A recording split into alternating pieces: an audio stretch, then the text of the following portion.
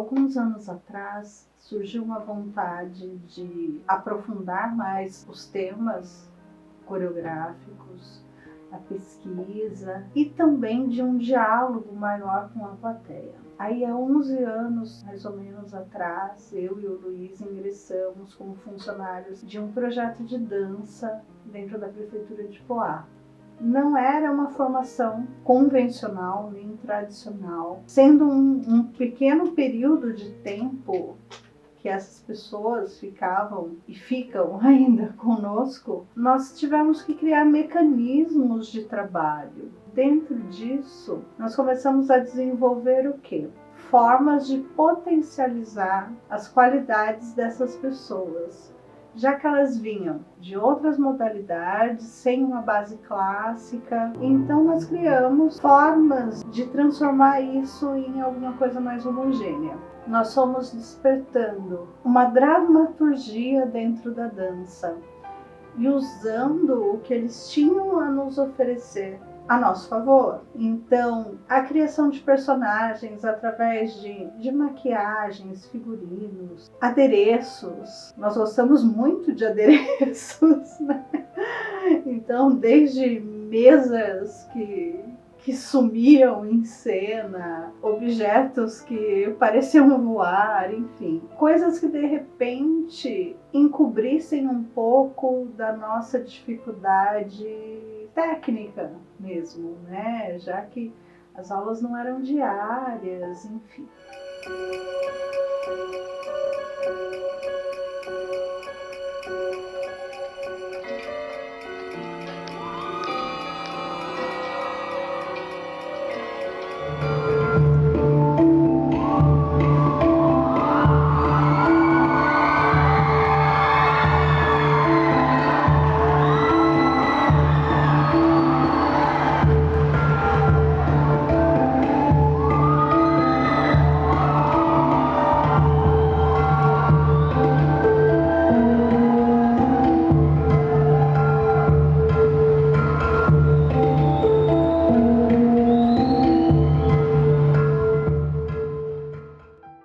Nesse período, nós começamos a participar de muitos festivais de dança e começamos a ficar, de certa forma, conhecidos dentro desse meio dos festivais.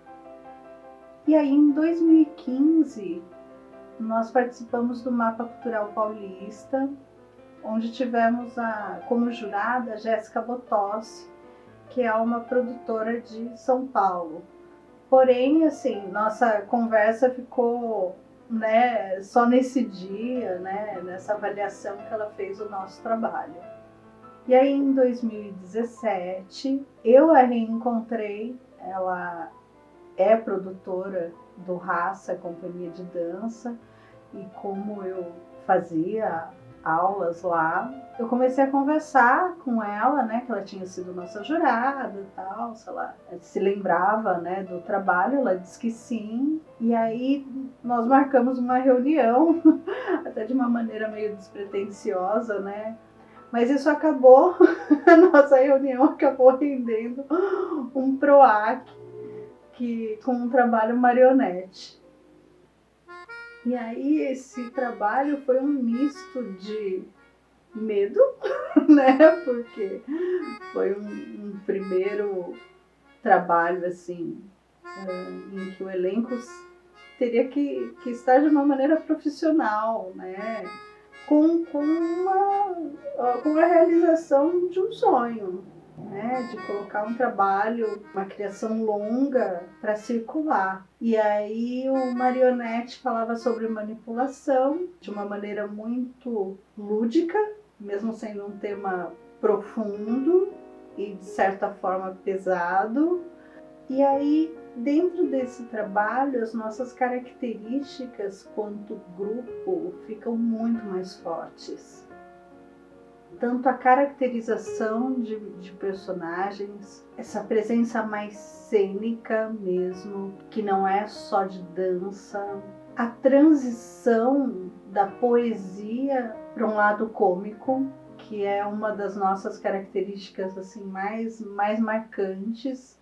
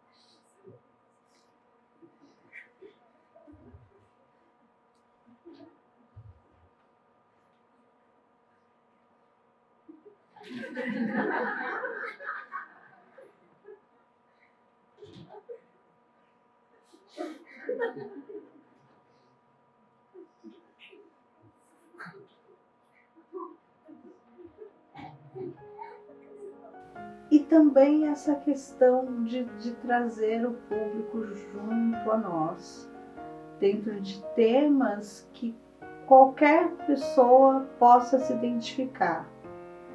E o mais incrível foi que nós tivemos a plateia lotada em todos os espetáculos, e principalmente de pessoas que não eram da dança ou que nunca tinham ido ao teatro.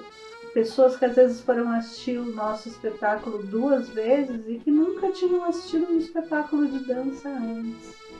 Então, o nosso objetivo sempre foi fomentar plateia, não só para dança, mas para a arte em geral. Em 2019, nós mandamos o projeto Per Sempre para o PROAC, juntamente com a Transformare, com a Jéssica e com a Jennifer Gotossi. E aí, novamente, nós fomos aprovados. E esse projeto trouxe uma necessidade de mudança e de uma identidade realmente mais própria. E então a companhia passa a se chamar Companhia Artística Vendedores de Ilusão. O artística dentro do nome da companhia foi posto pela nossa busca constante e incessante de unificar as artes. Óbvio que a dança é o carro-chefe da companhia, mas todos os trabalhos que nós desenvolvemos, e a nossa tendência é manter isso, é que nós colocamos cargas de outras áreas dentro do trabalho. Outra característica importante da companhia são as metáforas. Os trabalhos, eles vêm com uma história, né, um linear de história, um roteiro, né, onde tem seu começo, seu meio e seu fim, mas dentro do seu começo ao seu fim, a gente coloca muitas metáforas. Para quê? Eu acho que não é interessante eu levar ao público algo já digerido, pronto. O interessante é que eles façam esse processo, que eles entendam essa história por si só, seja ela pelo visual, seja ela pelo signo, pelo símbolo que a gente coloca naquela cena, às vezes nem verbalizada ela é, ou ela é muito sutil, ela passa num plano de fundo, mas é importante. Então cada um vai ter essas percepções dentro de todas essas metáforas que a gente põe no espetáculo.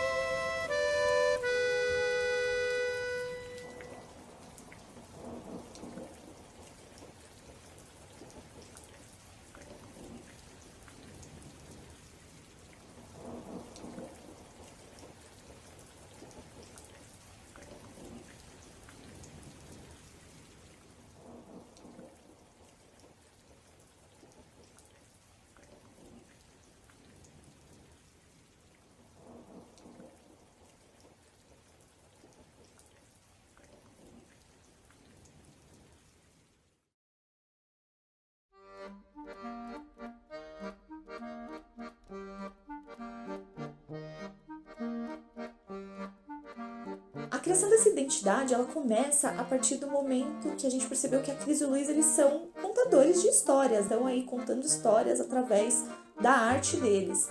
Então, a gente pensou nessa figura do andarilho, que chega para contar as histórias, e aí essa figura que é misteriosa, acompanhada da mala e da carruagem, que são elementos viajantes. Então foi a partir dessas referências, né, de estilogravura, de contar histórias dos andarilhos, dos caminhões de circo, que E a gente chegou nessa figura misteriosa, acompanhada da carruagem e da mala, que foi o nosso desenho final. E eu fiquei muito feliz com o resultado final da criação dessa identidade visual, na criação desse trabalho, porque ele representa também muito o meu estilo, que é criar imagens, criar logotipos que tenham uma pegada mais artesanal, mais manual. Então eu acho que foi um resultado que me agradou e que também representa bastante o espírito da companhia, que é levar essas histórias até as pessoas.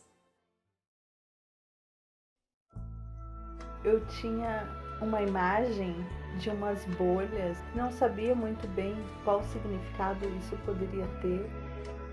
O famoso balé italiano, o balé que causou muita emoção em quem assistiu e em nós bailarinos também. Eu lembro que a Cris chegou no camarim e ela falou assim: a plateia tá em prantos, ela tá chorando. O olho deles brilhando enquanto a gente apresentava. Fez com que muitos dos nossos se sentissem importantes e especiais, sabe? De estar presenciando aquilo. E de repente, a pandemia do Covid-19. A gente tem que lidar com a internet falhando, a falta de espaço. Que a nossa vida é construída exatamente no dia a dia e que talvez esse processo seja o mais importante.